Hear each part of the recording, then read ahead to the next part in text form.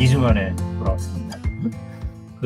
이렇게 빨리 돌아온 이유는 그동안 변화들이 너무 변화무쌍해서 그런 부분들 좀 담아보고자 했고요. 제일 컸던 것은 디즈니가 실적을 발표하면서 이제 디즈니 가입자도 빠지고 그러면서 이제 주가도 확 추락을 했었는데요.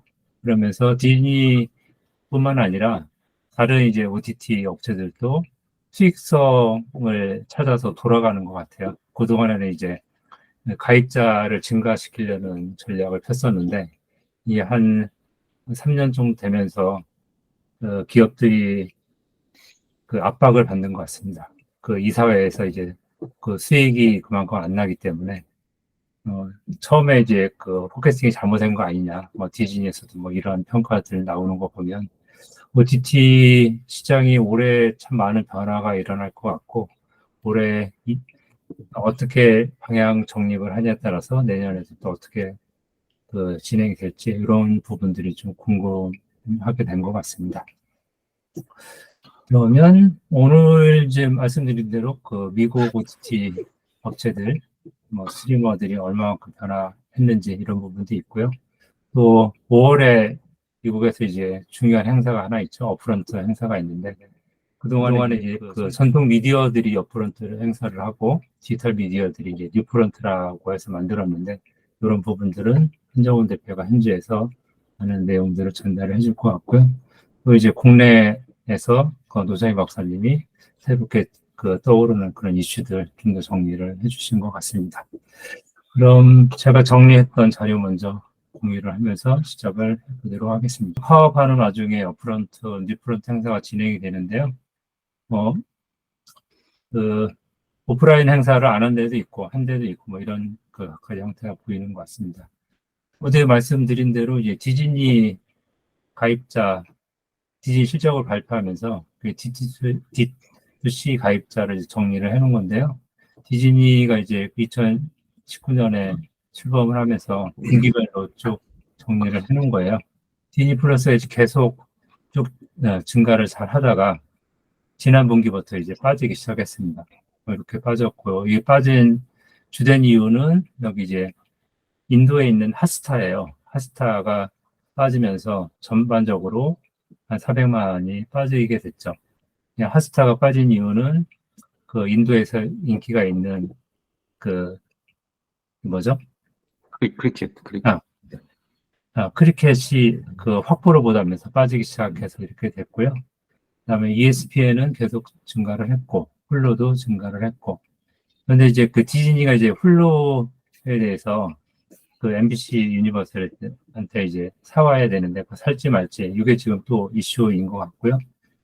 그래서 어느 기사를 보면 계속 이제 디즈니 전체적으로 보면 지난번에 말씀을 드렸죠. 전반적으로 보면 디즈니 콘텐츠 소비가 많기 때문에 훌류를 버리면 안 된다. 이런 기사도 있는데요. 어떻게 정리를 할지 지금으로 봐서는 버릴 수도 있는 그런 상황인 것 같고, 그 다음에 디즈니가 갖고 있는 콘텐츠를 좀 빼는 경향도 있어서 어떻게 최종적으로 결론이 날지는 관건인 것 같습니다. 여기 보면 요 세 개를 다 합친 거는 계속 증가를 하다가 이것도 이제 2억 3천만 명으로 줄면서 넷플릭스한테 이제 다시 역전이 됐죠. 전체 다를 포함해서 이런 상황이 하나가 있었고요.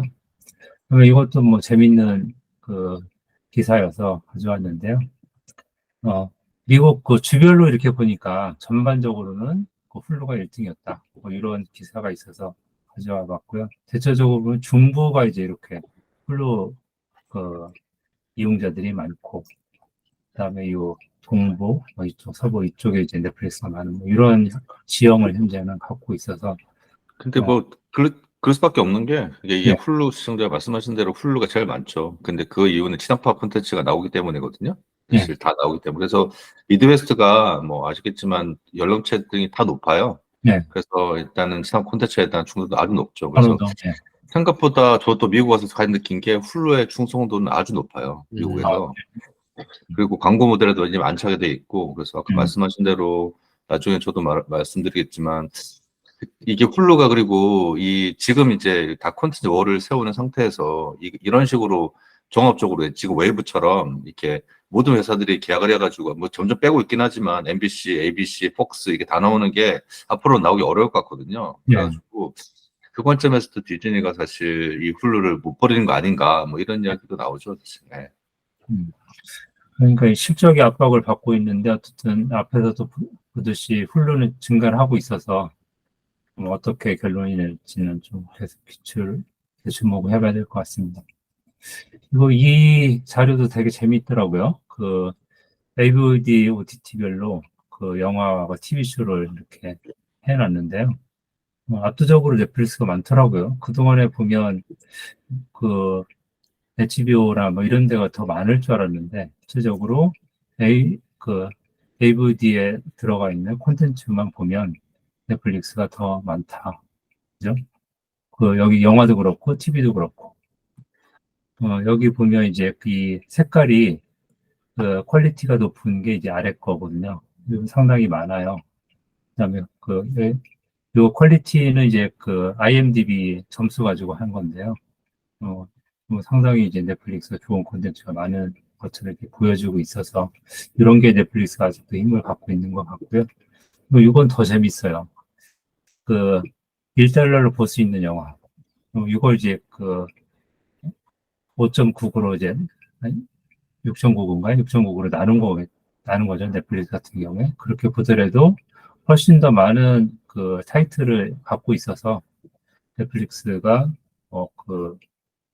그래도 그 좋은 이제 그 인기를 누리고 있다고 생각이 되고요. 여기 이제 디스커버리 같은 경우에는 워낙에 이제 그 다큐나 이런 것들이 많아서 여기 이제 그 절대적인 수치는 많기는 한데요. 나머지 이제 막 그 메이저급의 그 스트리밍, 그 OTT 업체들을 보면 넷플릭스가 압도적으로 높다. 그 돈의 가치가 이제 훨씬 더 많다고 보여질 수 있는 거죠. 보여질 수 있고요. 네, 조금 전에 말씀드린 대로 디즈니 플러스하고 훌루에서 콘텐츠를 이제 빼려고 하고 있는데 이게 얼마만큼 계속 빠질지 그것도 관심사항인 것 같고요.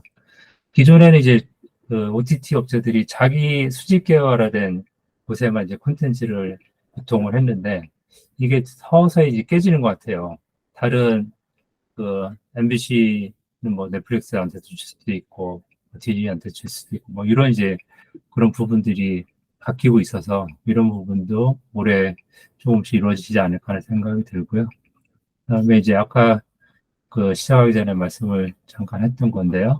여기 보면 이제 그 변상규 교수님하고 강신규 박사님이 이제 연구를 해서 이번 언론학회 발표를 한 거예요. 이거 이제 코바코에서 그 광고 그 전망치를 이제 매월 발표를 하는데 여기 보면 넷플릭스가 한 820억 정도 매출을 할 거다. 이렇게 되면 지상파에서 가져가는 거겠죠. 이렇게 되는 거고.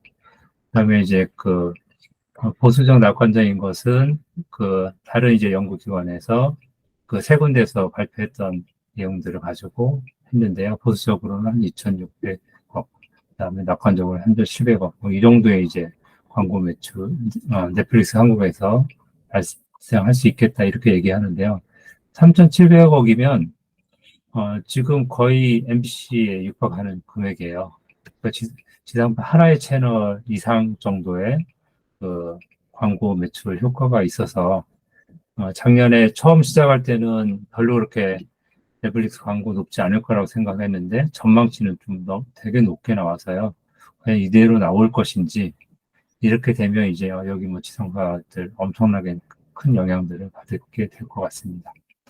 그리고 이제 전문가 인터뷰에서는 조금 낮은 수치죠. 20명 인터뷰를 한 건데 여기는 800억이나 2천억 정도 나옵니다. 어쨌든 뭐 2천억 정도만 돼도 거의 지상 한개천 정도의 광고 효과여서 상당하게 이제 올해 그 파장을 좀 일으킬 것 같고 미국에서는 이제 뭐그 AVD나 패스트가 계속 그 상승세인데 한국은 그게 아니라고 얘기를 했었거든요. 그런데 이렇게 전망치를 보면 한국도 이제 다른 그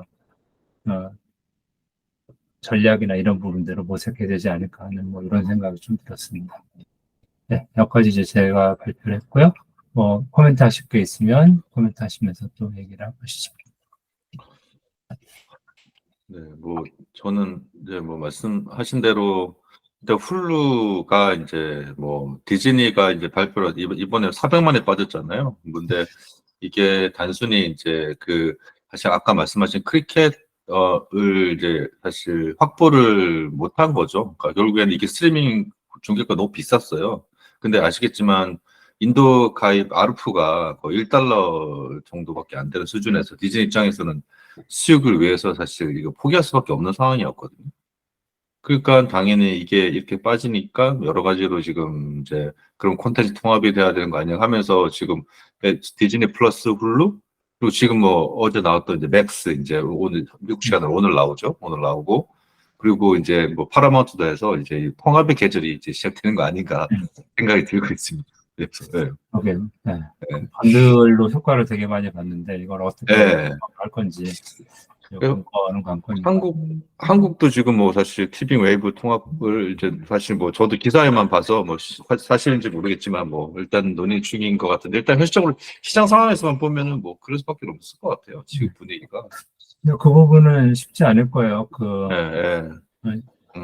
여기 그 CJ가 넷플릭스하고 재계약을 했기 때문에 예. 뭐, 그것을 깨려면 3년은 또 기다려야 될 텐데 그래서 네, 네. 웨이브와 티빙의 통합은 보통 일이 아닌 것 같아요. 예, 일단은 그래서 지금은 미국은 케이블들이 방송을 포기하는 케이블들이 많이 늘어나고 있어요. 그 이제 지역 중소 케이블 방송사 같은 경우는 방송 상품을 아예 없애버려 인터넷으로만 가는 거거든요. 그러니까 우리나라하고 가장 큰 차이점이 그거예요. 여기는 인터넷이 아주 강하니까 인터넷 가지고도 지금 인터넷은 워낙 잘 되거든요. 지금 OTT하고 스마트 TV 다 인터넷 쓰기 때문에 그래서 아예 그냥 이 스트리밍 OTT랑 번들을 만들어서 특히 그게 유튜브 TV가 제일 많이 나오죠. 그러니까 그런 이런 OTT 이 케이블 번들이 지금 사실 또 다른 그 유행으로 지금 번지고 있어요. 여기 그 기사가 있었는데요. 그 ESPN이 네, 그렇죠. ESPN이 네, 지금 그 단독 케이블에서 예, 그렇죠. 예, 맞아요. 쪽으로 빠지려고 하고 있죠. 들어갔는데 그럼 뭐 ESPN 플러스하고는 어떻게 차이가? 그 ESPN 플러스가 지금 모든 방송 중계권이 안 나와요. 그러니까 아시겠지만 이 중계권 계약 때문에 ESPN이 이제 미국 대학리그 구축에서 뭐 엄청나게 많이 중계를 하거든요. 그러다 예. 보니까 여기가 그 알라카르테 형식으로 단독으로 이제 상품을 내겠다는 거예요. 그러면 이게 OTT 나중에는 ES 플러스를 합칠 텐데 지금은 그렇게 못 하는 거죠. 근데 이게 왜 그러냐? 이게 한 달 구독 가격이 그 ESPN만 예를 들어 미국은 이제 지금 우리나라 지단파 재조성 때문에 막 난리지만 미국은 이미 좀 브레이크다운 되어 있거든요. 그러면 이제 예를 들어서 내가 한 달에 $100 내면 이게 그 한 채널의 가격이 얼마 정도 대충 나와요. 그러니까 ESPN 가격이 이제 구독 가격이 그러니까 ESPN도 상당히 높은 티어에 그렇죠. 있고요. 그러니까 근데 또 가격도 비싸니까 사람들이 그 선택을 안 해요. 그게 무슨 말이냐면 그러니까 ESPN 입장에서는 아니 스포츠 보는 사람 되게 많은데 이거 다른 것 때문에 내가 못한다는 생각이 너무 강해요. 그래서 따로 알라카르테로 이제 분리하면 일단은 살 수 있겠다 하면서 일단 그렇게 분리하면서 점차적으로 이제 스탠올론으로 해서 이제 스트리밍으로 이제 나가려고 하는 거죠. 지금. 제가 전에 들었던 얘기는 ESPN이 처음에 들어갈 때는 돈을 내고 들어갔거든요. 가입자별로. 그 다음에 맞아요. 인기가 있어서 이제 지금 이제 맞아요. 돈을 받는 건데 그런 네. 채널인데 또 새로운 이제 변화가 일어나고 있나 보네요.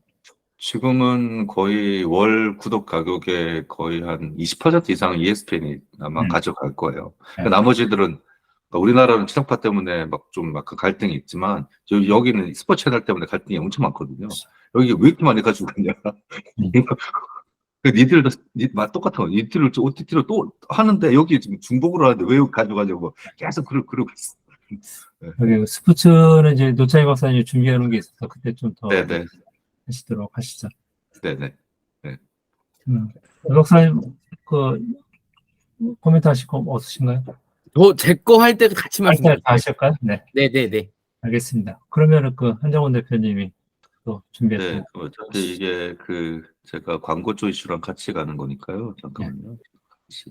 이슈가 있지만 뭐 가장 중요한 거는 일단은 TV 이제 비즈니스 모델을 가장 뭐 OTT가 들어오면서 TV 비즈니스 모델들이 이제 확산되고 있는, 결국에는 100년 동안 이어온 TV 비즈니스 광고 모델이 뭐 효과적이라는 게 증명이 되고 있는 상태고요. 그래서 모든 서비스가 TV가 되고 있고, 그리고 말씀하신 대로 이제 올해 화두는 이제 TV 업프론트였음에 불구하고 이 스트리밍 OTT가 지금 뭐 거의 모든 변화를 주도하는, 예, 그런, 사실 나중에 기회가 있으면 AI도 말씀을 드릴 텐데, 제가 AI 어떻게 강연하는데, 지금 AI가 가장 빠르게 전복되고 있는 게 지금 스트리밍 중에는 AI 광고하고 AI 콘텐츠 검색이에요. 그래서 그래서 그런 부분들도 좀 소개가 됐었어요. 네. 좀 올해 좀 어수선하게 진행이 됐습니다. 뭐 아시겠지만 이제 그 작가 파업이 계속 지금까지 이루어지고 있고요. 협상을 계속 하고 있는데 쉽지 않아 보이고, 그리고 이제 또 다른 화두는 이제 넷플릭스하고 디즈니 플러스가 처음으로 이제 업프론트에 이제 나와서 설명을 했다는 거. 예, 그리고 넷플릭스는 제가 좀 자세히 말씀드릴 텐데, 아까 광고 볼륨도 있지만 여러 가지 TV에 쓰는 광고들 다 모든 사람의 광고로 해서 아마 미국 올해 하반기, 이제 한국에는 내년 초에 아마 제가 볼 때는 넷플릭스 광고가 상당히 휩쓸 걸로 보여요. 그리고 MBC 유니버셜은 지금 이제 내년도 이제 파리 올림픽이 있는데, 그때는 피콕에 이제 올인하겠다, 이렇게 해서 이제 피콕 광고, 지금 TV 광고가 지금 많이 늘지 않고 있거든요. 올림픽 광고가. 그렇기 때문에 피콕에 추가적으로 이제 해서, 그리고 뭐 MBC는 이제 광고 설명회를 앞두고 이제 이제 린다 아카리노가 이제 국내에서는 유명하지 않은데 MBC에 광고를 총괄한 거고,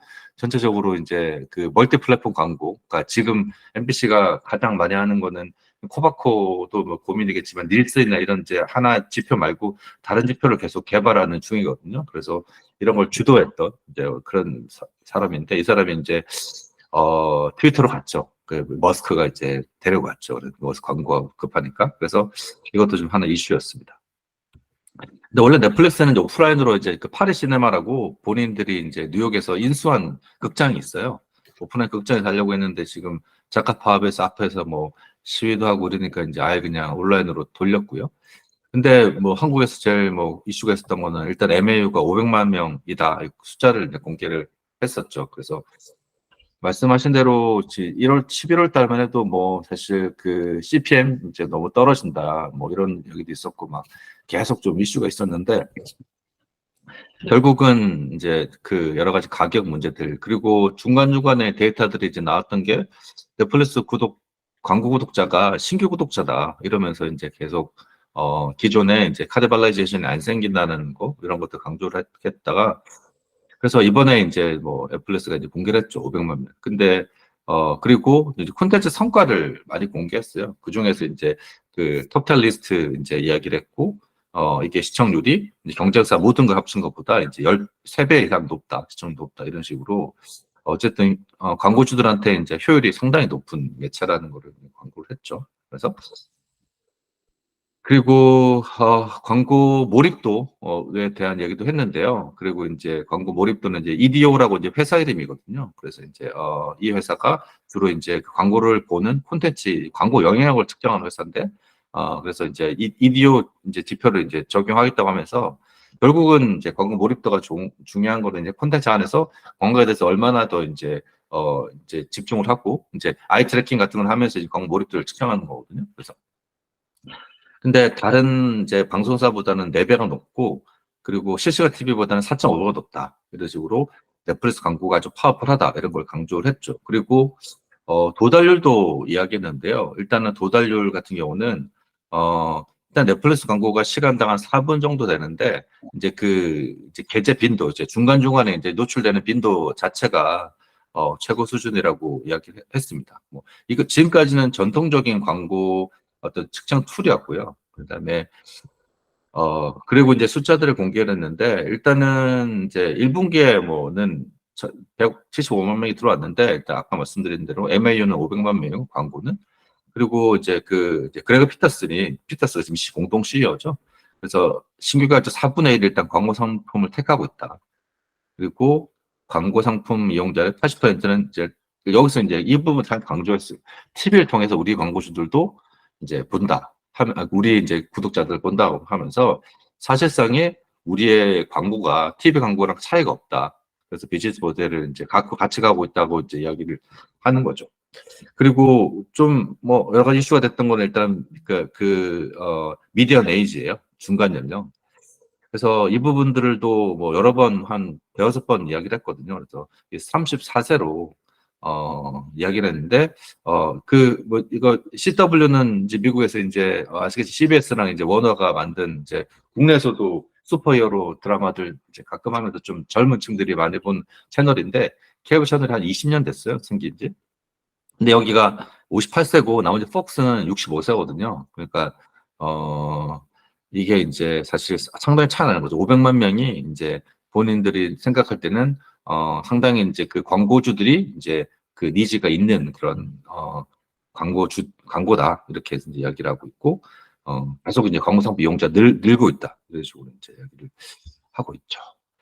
그리고 사실 이거는 조금 기술적인 내용인데 일단은 지금 아시겠지만 넷플릭스가 지난해 광고를 하면서 결국에는 그 지역별 광고나 PPL 어떻게 진행할 건지에 대한 관심이 제일 많았었거든요. 결국은 이제 이게 광고가 지금 뭐 전체적으로 이제 그 프로그램 중간 광고나 아니면 후 광고 같은 경우가 자기가 생각보다 안 올라오니까 이게 콘텐츠로 근거되고 들어가게 됐어요. 그래가지고 이제 그 각 지역별 톱10 콘텐츠에 이제 광고를 일단은 받기로 했고, 그리고 프로그램 전광고 이제 에피소드 시작 전에 이제 브랜드 광고를 받아서 이제 그래서 예를 들어서 현대차가 이제 광고를 하면 현대차 자동차가 또 뭐 거기 스폰을 같이 나오기도 하고 이런 패키징을 이제 하고, 그리고 뭐 특정한 이제 날에 되면 이제 그 어떤 휴일이나 아니면 시간대별로 해서 여기 이런 데서 AI가 들어가는 거거든요. 그래서 뭐 특정한 뭐 날씨라든지 아니면 분위기나 일단은 뭐 그 클로니컬하게 뭐 그런 이제 이런 이벤트일 때 계속 이제 예를 들어 어버이날 뭐 이런 때 이제 광고 들어갈 수 있겠죠. 뭐 그리고 어린이날 이런 거 이제 들어갈 수 있고 이런 거 이제 계속 나오고 이렇게 이제 콘텐츠 컬렉션을 이제 그리고 자기들이 원하는 콘텐츠들이 쭉 있으니까 거기에만 또 이제 콘텐츠들을 이제 편성하는, 이게 또 광고 규제가 없다 보니까 자기 마음대로 살 수 있지 않습니까? 그래서 쭉 이제 이렇게 이제 사실 좀 거기에 맞춤형 광고들을 하겠다면서 이 PPL을 앞으로 적극적으로 결국에는 프로그램 내 광고를 적극적으로 하겠다는 얘기를 밝혔어요. 그래서 이 부분들이 지금 뭐 상당히 화제가 많이 되고 있습니다. 미국에서는. 네. 네. 그리고 제가 말씀드린 대로 이제 광고 지표들 계속 이제 조정하고 있고, 그리고 PPL 광고도 이제 톱10에서 톱 브랜드에 이제 광고를 이제 배치하겠다. 그렇게 이야기하고, 그리고 지금 MBC도 마찬가지고 넷플릭스도 마찬가지인데 이 광고 시청률 계산에 대해서 상당히 좀 공을 많이 들였어요. 그래서 그 일단은 닐슨이 이제 통합 시청률이 이제 계속 시험 서비스 하다가 이제 공개를 하죠. 닐슨 원이라고 해서 닐슨 원을 도입해서 이제 하겠다고 하고, 그리고 이제 그러니까 DAR을 도입해가지고 그래서 닐슨 이제 광고들 이제 그래서 그러니까 광고주들한테 그러니까 당신들의 광고가 어느 효과가 있다는 걸 증명해주는 이제 툴이에요. DAR은. 그래서 광고 시청률이죠, 일종의. 그래서 광고 시청률을 이제 제급을 하는데 이게 이제 반복 시청 제외하고 그러면 노출도를 이제 계산하는 건데, 결국에는 이제 종합적으로 말씀드리면 일단은 오디언스 도달률도 높고 광고 효과도 좋으니까 우리한테 광고를 해라. 이런 식으로 이제 광고를 이제 이야기하는 거죠. 그래서 넷플릭스가 광고 모델에 대해서 상당히 공을 많이 들이고 있고, 이게 뭐 올해 하반기, 내년도 상반기에 뭐 넷플릭스는 흑자전했지만 앞으로 가장 큰 화두가 되는 그런 이슈였습니다. 그리고 요거는 이제 전체적으로 그러면 이제 광고 상품을 어느 정도 가입하는지를 본 거예요.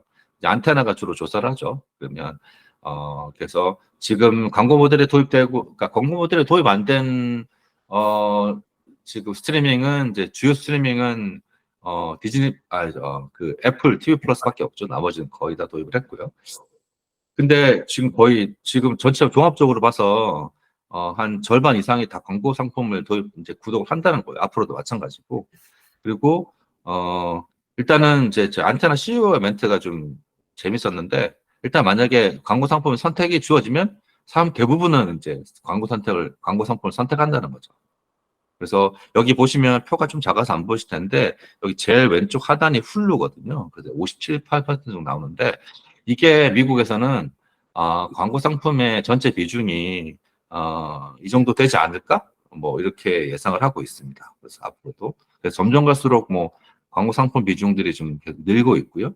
그리고 여기 이제 오른쪽에 보시는 편은 이제 1분기에 그 이제 1분기 비교한 거 2021년, 22년, 23년 이렇게 비교한 건데 0위부터 작아지는 거는 마이너스겠죠. 보시면 뭐 아시겠지만 가입자가 뭐 점점 더 확보 자체가 어려워지고 있고 디즈니는 뭐 마이너스 400 쪽으로 쭉 갔기 때문에 앞으로도 이런 광고에 대한 뭐 이런 니즈는 어쩔 수 없는 상황이고 그리고 아르프 같은 경우도 광고 상품이 장기적으로는 아르프가 높다는 이야기들도 많이 나와서 아마 전반적으로 이제 광고 상품으로 넘어가지 않을까. 아까 유 소장님 말씀하신 대로 이렇게 될 경우에는 지상파들 그리고 뭐 아까 말씀하셨지만 3천억 정도면 사실상 종편의 두 배 가까이 되는 광고 단가라서 아마 이 중소 이제 그런 방사들보다부터 더 어려워지지 않을까 생각이 듭니다.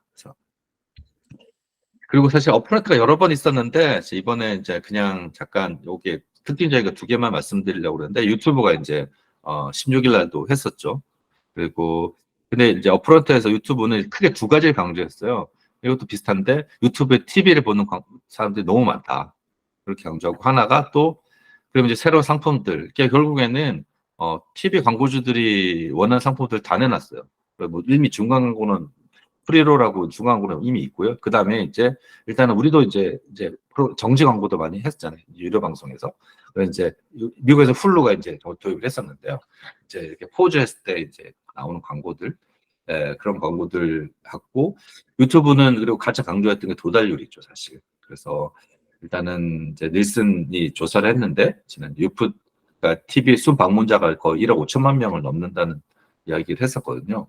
그리고 AI를 이제 적극 도입하겠다. 이게 왜 중요하냐면 결국에는 AI에서 콘텐츠를 추천해주고 그리고 이제 제일 중요한 게 콘텐츠 검색 시간이거든요. 그래서 만약에 이 검색에 AI가 도입되게 되면 개인이 원하는 콘텐츠들을 알고리즘도 훨씬 더 잘 추천할 수 있기 때문에 검색에 들이는 시간이 줄어들고 콘텐츠 보는 시간이 늘어요. 그렇다 보면 광고 시장이 늘죠.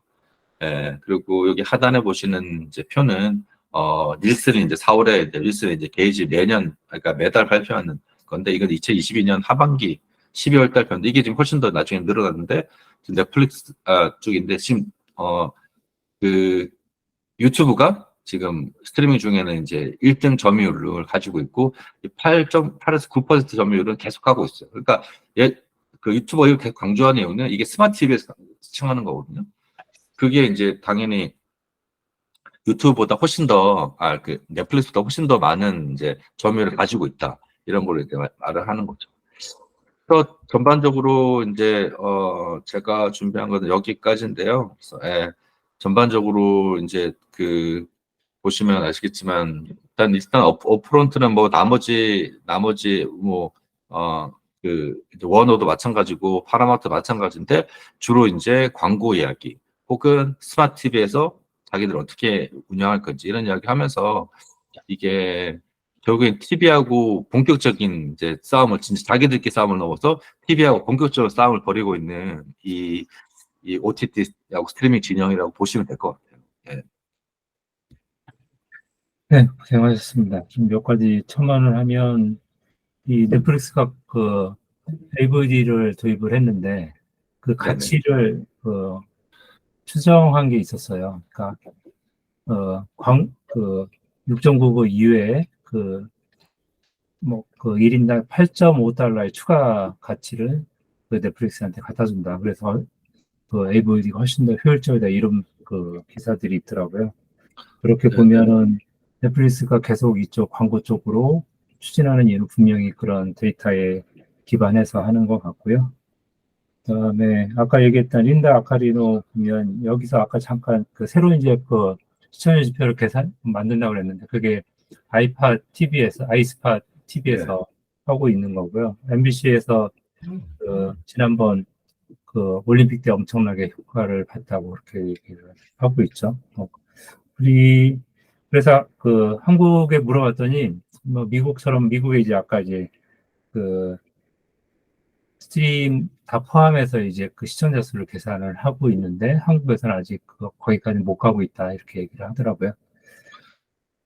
이렇게 하고 그다음에 유튜브에서 또 발표했던 게 하나가 있는데 요즘 그 유튜브에서 숏클립이 되게 인기인데 거기서 대체로 돌아다니는 걸 보니까 지상파에 있는 그 영상들이 돌아다니고 훨씬 더 많이 보더라. 뭐 이렇게 그런 기사가 있었던 게 생각이 났고요. 그다음에 이제 어프런트만 얘기를 했는데 어쨌든 이제 디지털 쪽으로 넘어가면 뉴프런트가 있는데 갈수록 이게 이제 통합이 된다. 어프런트와 뉴프런트가 차별이 없다. 지금 미디어계들이 그 리니어 채널도 하고 이 그 스트리밍 채널도 하고 있기 때문에 이게 계속 그 구분이 안 되는 뭐 이런 형태가 계속 될 것 같다. 뭐 그런 얘기가 더 있었던 것 같습니다. 네, 조 박사님.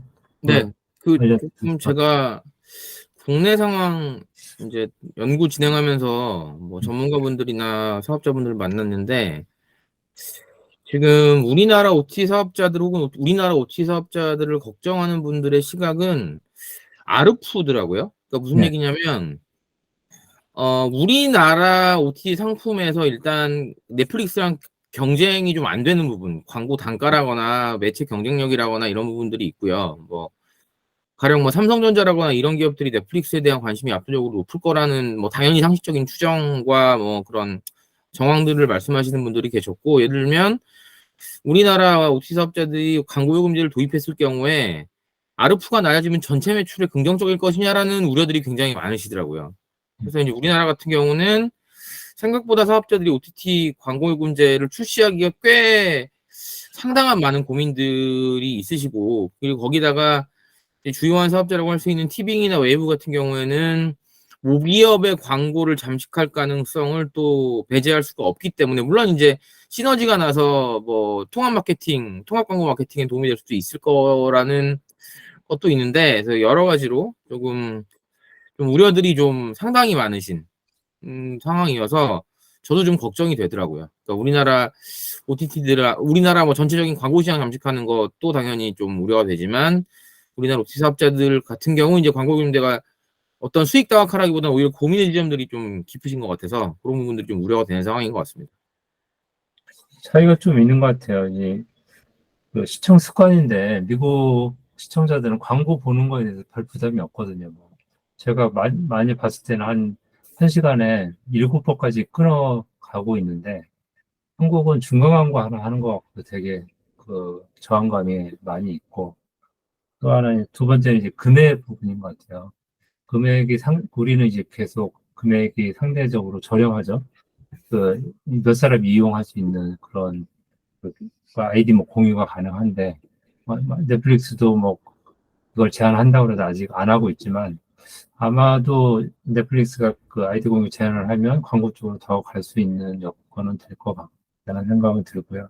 한국은 뭐, 말씀드린 대로 시청 습관이나 이 금액적인 부분 때문에 이쪽으로 가기가 쉽게 선택을 못하지 않나 하는 그런 생각이 좀 들긴 해요. 네, 뭐 말씀하신 대로 지금 아르프는 결국에는 이제 그 나중에 아르프 싸움이 되겠죠. 근데 저도 뭐 노 박사님하고 비슷한 생각인데 일단은 방송사들이 뭐 저도 방송 출신입니다만 뭐 카니발레이션 같은 경우를 가장 두려워하죠. 미래 예측을 이제 어려우니까. 근데 그게 MBC가 같은 상황이잖아. 미국 MBC가 다시 피곡도 하고 이제. 근데 아까 MBC 1이라고 해서 이제 홈페이지 찾아보시면 나오는데 그게 통합수준 아까 아이스팟이나 여러 개 이제 MBC는 1년 넘게 이제 뭐 비딩을 해가지고 그리고 스마트 TV 이제 업체들에서 했는데 결국에는 이런 식으로 이제 콘텐츠에 우리나라 못한 이유가 콘텐츠 아이디를 심어가지고 그 콘텐츠 추적을 해야 되거든요. 근데 이런 식으로 이게 콘텐츠 가치가 이게 어디든지 있어도 흘러가서 다 일단 그게 증명이 안 되면 그게 우리가 만든다고 소용이 없어요. 광고주들이 그러면 진짜 콘텐츠가 그럼 여기 가면서부터 뭐 새로운 오디언스가 보는구나. 이렇게 돼야 이제 이 광고를 더 집행하는 거지. 그런 상황이 안 돼서 그러면 그럼 여기서 그러면 시청 뺏어가는 거 이렇게 증명할 방법이 없어요. 그렇게 되면 광고 모델 도입할 수가 없어요. 이게 가치가 있는 거예요. 네. 그러게요. 그 기술도 같이 쫓아가야 되는데 우리는 기술은 일단은 뒷전인 것 같아서 뭐 중요하다고 말만 하고 기술 개발 등한시하는 부분이 올해 좀 많은 것 같아요. 여기까지 하고 그 박사님 또 네. 준비하신 예. 게 많아서. 네. 알겠습니다. 예, 말씀드리겠습니다. 네. 일단 뭐 두 분 말씀해 주신 거에 대한 보완적인 내용이라고 보시면 되겠고요. 제가 스트리밍 전쟁은 끝났나라는 거는 제 표현이 아니고 CNBC에서 얘기를 다룬 건데 잠시만요. 여기 보시면 The Streaming Wars are Over인데 당연히 여기 계신 분들은 아시겠지만 경쟁이 이제 치열해져서 몇몇 사업자가 시장을 완전히 나눠 가졌다라는 것이 아니라 2019년에 스트리밍 원은 물론 코로나가 예측되기 전이었지만 굉장히 긍정적인 붕업 가능성을 얘기했다면 시장이 뭔가 힘이 빠졌다는 논조이고요. 그 다음에 여기에서 핵심적인 부분은 유건식 소장님하고 한정훈 대표님 말씀해주신 디즈니 플러스 가입자 감소가 굉장히 결정적인 영향이고 당연히 그래서 이제 사업자들은 가격 인상 혹은 이제 비용을 줄이는 이런 전략들을 가져갈 것 같습니다. 제가 슬라이드로 준비를 하지 않았는데 이제 바바이거가 돌아오면서 여러 가지 했던 얘기 중에 이제 유 소장님이 얘기했던 거랑 연결되는 건데 자기들이 이제 배타적으로 판권을 확보해서 IP를 활용하는 전략을 펼쳤다면 그 얘기는 안 했지만 자기들이 나누고 있는 판권을 팔겠다는 얘기를 했습니다. 결과적으로는 현재적인 재무 구조가 너무 안 좋기 때문에 그동안의 본격적인 투자는 좀 더 이상 어렵지 않나라는 것이고요. 그래서 제가 오늘 자료를 뭐 넷플릭스 것만 준비를 했지만은 잠시만요. 그 보시면 디즈니와 넷플릭스는 아마도 그 제작비를 좀 줄일 것 같고요. 넷플릭스는 22년까지 줄이진 않았죠. 근데 보시면 주요한 OTT 사업 중에는 아마존만 계속 조금 올리고 있습니다. 물론 이제 아마존 자체가 컨텐츠 스pen딩이 넷플릭스보다 높지는 않은데 아마도 이제 추정할 수 있는 건 아마존은 애초에 OTT 시장에서 수익이 그렇게 중요하지 않은 사업자이기 때문이 아닐까라는 생각이 들고요. 그리고 뭐 저희가 뭐 매번 넷플릭스 얘기를 합니다만은 제가 컨텐츠 투자비를 굳이 준비한 이유는 이 스트리밍 워가 정말 끝났다면 결국은 이제 사업자들이 적어도 당분간은 이제 비용 절감하고 특히나 넷플릭스 같은 경우는 더 이상은 미래지향적인 투자라기보다는 수익성을 극대화하는 기업으로 좀 변모하고 있기 때문에 그렇다면 넷플릭스는 아직까지는 OTT 언론 비즈니스가 그렇게 간다고 치면 디즈니 같은 기회 사업자들은 어떤 선택을 할 것인지 이게 이제 한시적인 판단이 될 것인지 아니면 뭔가 상황이 좋아지면 다시 공격적인 투자를 할 것인지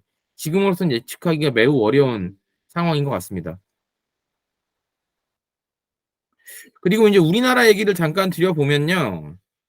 아마 뭐 제가 저 같은 경우는 이제 두 분보다는 이제 유료 방송 쪽에 좀 많이 좀 관심이 있는 연구자니까 볼 수밖에 없는데 여기 보시면 여전히 IPTV는 가입자가 증가를 하고 있는데요. 어제 오늘자로 OTT 기사를 검색해 보시면 OTT 때문에 유료 방송 가입자가 빠진다는 얘기가 이렇게 많이 나왔던 거는 제가 체감하기 처음입니다. 그래서 보시면 우리나라도 쿼드 코팅은 아니겠지만 상당히 영향이 이제 사실 그 전까지는 VOD에서만 다 나타났는데 유료 방송에서 본격적으로 나타나고 있는 상황이에요. 그리고 이미 VOD는 굉장히 많이 빠졌기 때문에 지금 우리나라 유료 방송 시장에서 느끼는 위기감은 좀 대단한 것 같습니다. 그리고 정책적인 아젠다라거나 사회적인 관심은 모조리 콘텐츠와 OTT에 쏠려 있기 때문에 이제 이러한 부분들도 이제 제 입장에서는 조금 우려스럽게 보지 않을 수가 없고 그리고 이제 뭐 김윤덕 의원실 주최로 이제 이성민 교수님하고 제가 발표했던 세미나에서 저희가 공통적으로 했던 얘기는 우리나라 특히 이성민 교수님이 좀 잘 얘기를 해주셨는데 우리나라에서 넷플릭스가 긍정적인 면이 있었던 건 기존에 우리나라 레거시 방송과 영화가 잘 버텼기 때문이라는 것에 매우 동의를 하는데 이것들이 이제 물론 이건 유료 방송이지만 좀 무너져가고 있기 때문에 이 기초 체력이 무너져가고 있는 상황 속에서 어떻게 대응할 수 있을 것인가라는 부분은 상당히 좀 우려스러운 지점입니다. 그래서 이 유료 방송 가입자 빠지는 부분이 그 징후 중에 굉장히 중요한 징후라고 생각이 돼서 제가 한번 준비를 좀 해봤고요. 저희가 여태까지 다뤘던 논의들과는 조금 온도차가 있지만은 그리고 이제 어떻게 보면 그냥 넘어갈 수 있는 이슈이긴 한데요. 카카오 TV가 2년 전에 등장했을 때 꽤 화제를 모았었고 이제 뭐 당시에는 카카오 TV 자체를 저는 당연히 광의의 개념의 OTT라고 당연히 보는데 OTT를 볼 수 있냐 없냐에 대한 논쟁들도 좀 있었습니다. 근데 뭐 저 개인적으로 신경을 안 쓰는 사이에 이제 서비스를 접는 환경이 돼서 이제 조금 애매한 OTT들은 우리나라에서는 조금 살아남기 어려운 환경. 그래서 이제 플랫폼에 관한 형식 실험은 올해는 좀 일어나기 어렵나 우리나라에서는 이제 그런 조금 우려와 걱정이나 이런 부분들이 들 수밖에 없는 상황이고요. 죄송합니다. 잠깐만요. 이제 마지막으로 준비한 것은 쿠팡 플레이인데 제가 이제 쿠팡 플레이 얘기를 주로 하고 싶어서 이 슬라이드를 준비한 것은 아니고 앞서서 이제 크리켓 얘기도 해주셨는데요.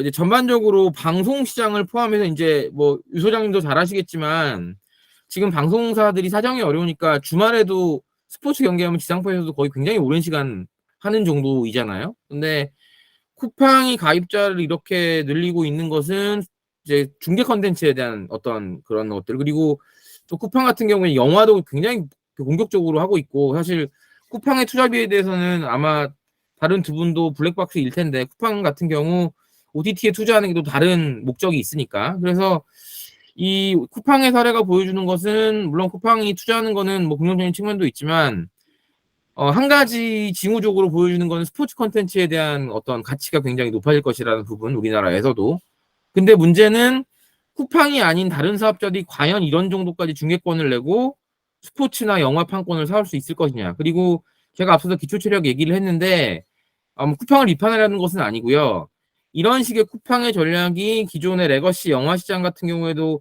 마냥 긍정적일 것이냐 거기에 대해서 조금 퀘스천이 있고 이렇게 우리나라 레거시 콘텐츠 세력이 무너질 경우에 과연 이제 뭐 광고 요금제 얘기를 많이 하고 있습니다만은 우리나라가 정말 사업자들이 넷플릭스와 어떤 여러 가지 합리적인 석상에서 합리적인 수준의 교섭력을 가지고 협상을 할 수 있을지에 대한 좀 우려들. 그러니까 물론 저는 넷플릭스가 우리나라 시장 자체에 대해서는 긍정적으로 보는 사람인데 지금의 어떤 여러 가지 나타나는 특히나 지금 미디어 시장의 재원이 굉장히 안 좋은 2023년에 나타난 여러 가지 것들을 보면 쿠팡의 사례를 끝으로 조금만 말씀드리고 마치면 스포츠 자체가 당연히 가치 있을 수밖에 없는데 쿠팡처럼 조금 다른 이유로 투자를 많이 하는 사업들이 중계권을 많이 확보를 하게 되면 다른 사업자들이 갖는 부담이 상당히 커질 것이라는 점에서는 또 우려가 되는 지점이 없지 않을 수 없다라는 말씀을 드리고 저는 마치도록 하겠습니다. 네, 재밌는 그 내용들을 많이 해주셔서 감사하고요. 이번에는 홍 대표님 먼저 코멘트 하시겠어요? 네네. 말씀하신 대로 뭐 지금 근데 이제 아까 아마존 잠깐 말씀하셨는데 아마존이 콘텐츠 투자비가 늘어나는 이유는 이제 스포츠 투자 때문이에요. 나머지 콘텐츠를 특별히 늘리지는 않고요. 그러니까 아마존의 판수를 늘리는 전략은 아닙니다.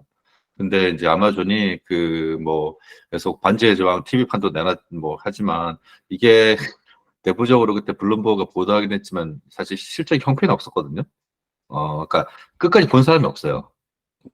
1, 2편 보고 나머지 본 사람이 없어요. 이거는 광고 모델에서는 완전한 큰 문제예요.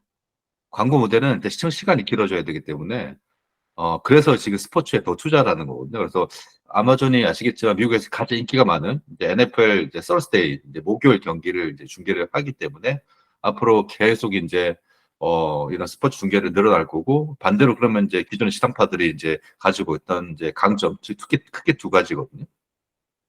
그리고 이제 그 스포츠랑 이제 뉴스인데 이미 스포츠는 이제 많이 넘어갔고 뉴스도 이제 예전만큼 모기 효과가 없어서 지상파들이 미국 지상파들 한국도 비슷한 상황이 이제 벌어질 거라 보입니다만 뭐 그래서 좀 상당히 어려워지는 거 아닐까 이제 근데 OTT가 어렵다 하지만 그래도 미국에서는 OTT는 이제 되는 시장이고 지금 방송은 더 이제 죽는 시장이라서 이게 좀 어떻게 될지 좀 기대가 주목됩니다. 그 아마존 스포츠 얘기를 했지만 유튜브도 똑같더라고요. 유튜브도 이제 썬데이 NFL을 가져오면서 그 본격적으로 이제 가입자를 늘리려고 시청 시간을 늘리려고 하는 그런 전략들을 하고 있어서 스포츠는 정말 계속 화두가 될 것 같고요. 한국도 그렇게 점차적으로 돼가는 것 같아요. 아마존 얘기 하나 더 하면 아마존도 똑같이 이제 자기가 갖고 있는 그 IP를 다른 데 이제 유통시키겠다. 뭐 이런 얘기를 하고 있어서 그 기존에 이제 아까도 얘기했지만 자기 그 수십 개월화된 그 채널 이해를 벗어나는 것이 올해 또 하나 이제 그 트렌드가 되지 않나 하는 뭐 그런 생각이 돼서요. 그것도 나중에 한번 정리를 하면 좋겠다는 생각이 듭니다. 그 유료 방송이 빠지는 건 분명한 것 같은데 그동안에 이제 IPTV가 늘어나고 케이블이 빠지면서 이제 큰 업체가 증가를 하고 있었는데 이 기사 난 거는 저는 좀 그렇게 봐요. 갑자기 뭐 그렇게 막 한 게 아니고 언론학기 때 유료 방송에서 이제 세미나를 하면서 자기 채널들 가지고 가서 그냥 그 기사 흐려대기 시작해서 갑자기 이렇게 확 늘어난 거 아닌가. 좀 실제적으로 위기보다도 그 세미나 그 내용 하면서 기사가 엄청 많이 났었거든요. 그래서 그 미디어 오늘의 금준경 기자가 기사를 하나 썼더라고요. 세미나를 갔다가 이제 그 학교 보내는 목적은 연구인데 후원하면서 세미나하고 그 기사하고 그 기사도 자기 관련된 기사만 양산을 했다. 그래서 학회가 이 부분은 이거 보면서 좀 약간 이제 반성을 해야 된다는 좀 생각이 들긴 하던데 저도 방송학회 학회 세미나들 가보면 유료 방송 다 모여서 전부 다 모여요. 다 모여서 계속 돌아가서 다시 그 자리에서 기사 쓰는 사람도 있고 그래서 이런 부분들은 학교 본연의 어떤 기능들하고 약간 이제 배치되는 그런 생각이 들어서 좀 그런 생각을 좀 하나 들었었어요. 그리고 네, 그 정도면 코멘트 할 거 다 한 것 같습니다. 그 학회 열심히 하시는 그 노박사님들 죄송하긴 한데 어쨌든 가끔씩 보면 이제 그런 게 보여서 그런 게 또 후원, 요즘에는 후원도 안 밝히는 경우가 가끔 있는 것 같은데, 뭐, 그래도 후원 밝히고 하잖아요. 그러니까 근데 저도 그 기사 봤는데, 예, 참, 뭐, 아니, 근데 뭐, 심해졌나? 뭐, 저 모르겠어요. 같은 경우는 근데 뭐, 예. 소장님 말씀에 대한 반론이라기보다는 뭐 사업자들도 말할 자리는 좀 아, 필요하고 중요하죠. 어려운 건 사실입니다. 진짜 어려운 건 사실이라서. 예. 아니 말할 자리는 좋은데 그렇게 한번 그거 따가지고 약간 이거 했다고 그냥 막 뿌려버리니까 네.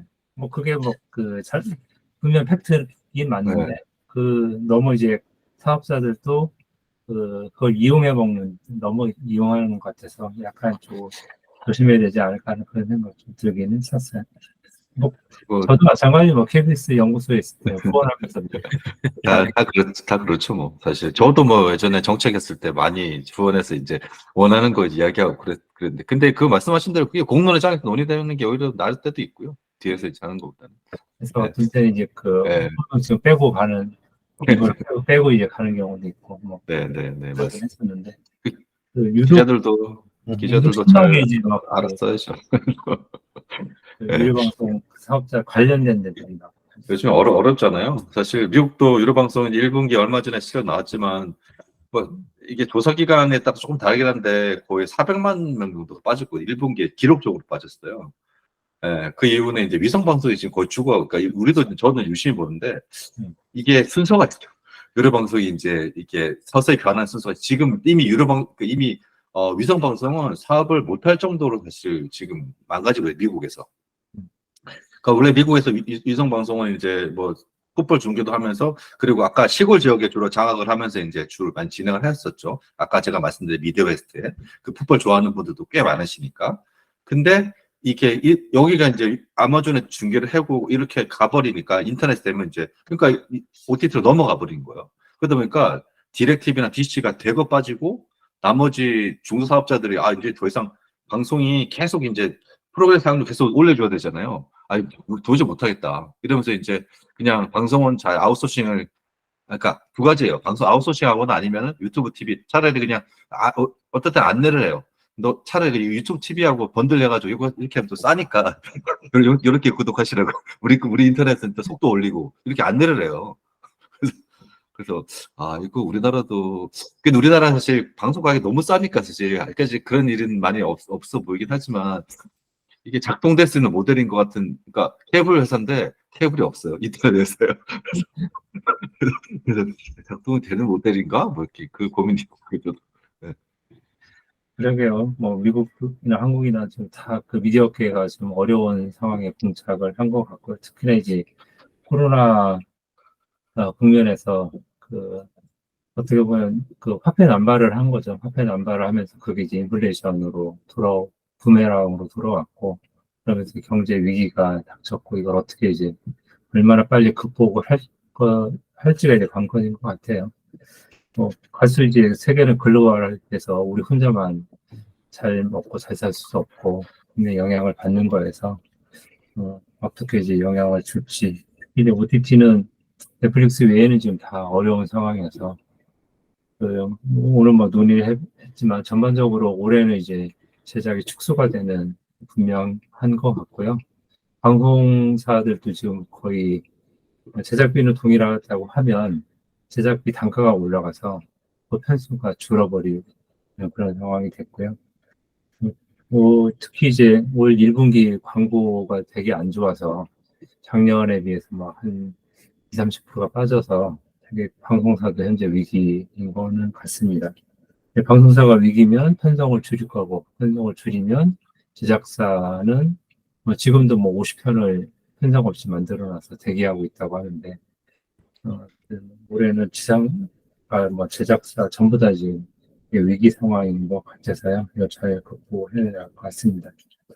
오늘 논의했던 이제 디즈니 시적 발표하면서 이제 급하게 논의를 했었는데, 디즈니 얘기도 있었고요.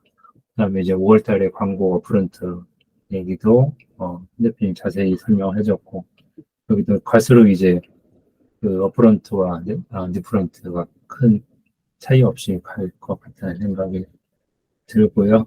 그다음에 국내로 와서는 이제 제작이 어렵다고 그랬는데 카카오에서 이제 빠지는 부분들은 노 박사님이 얘기해 주셨고요. 그다음에 이제 국내도 스포츠를 어디서 가져갈 것인지 이런 부분들에 따라서 OTT 시장도 계속 바뀌는데, 쿠팡이 계속 치고 올라와서 현재는 코리안 클릭 기준으로는 현재 3위예요. IGA 벅스인가 여기서 발표는 2위라고 얘기를 하는데, 계속 이게 얼마만큼 바뀔지 퀴즈가 주목되는데, 쿠팡이 흑자로 전환되면서 콘텐츠 숫자를 더 할 수 있는 여력이 분명히 생긴 것 같고, 이래서 이제 쿠팡을 되게 무시 못할 것이라고 예상을 했는데 정말로 이렇게 축축 치고 오는 것 같고요. 상대적으로 이제 웨이브는 계속 지금 빠지고 있는 그런 상황이어서 뭘 하는데 계속 어려움이 있을 것 같고요. 대신에 저희는 정리할 게 훨씬 더 늘어난 것 같아요. 작년 이슈가 거의 비슷하게 갈 거라고 생각을 했는데 또 그렇지 않고 막 새로운 이슈들이 많이 생겨서 새로운 내용들을 저희는 준비를 많이 해야 될 것 같습니다. 오늘은 이 정도로 하고요. 또 어떤 이슈가 생기면 그거를 다른 시내에도 돌아와서 하도록 하겠습니다. 처음에 한 달에 한 번 하려고 했다가 지켜지다가 그게 한번 잠깐 무너졌었고, 또 오늘 같은 경우에는 또 빨리 와서 어쨌든 새로운 이슈가 있을 때마다 빨리 세 명이 정리를 해서 안내하도록 하겠습니다. 오늘도 고생 많으셨고요. 많이 봐주시기 바랍니다. 감사합니다. 감사합니다.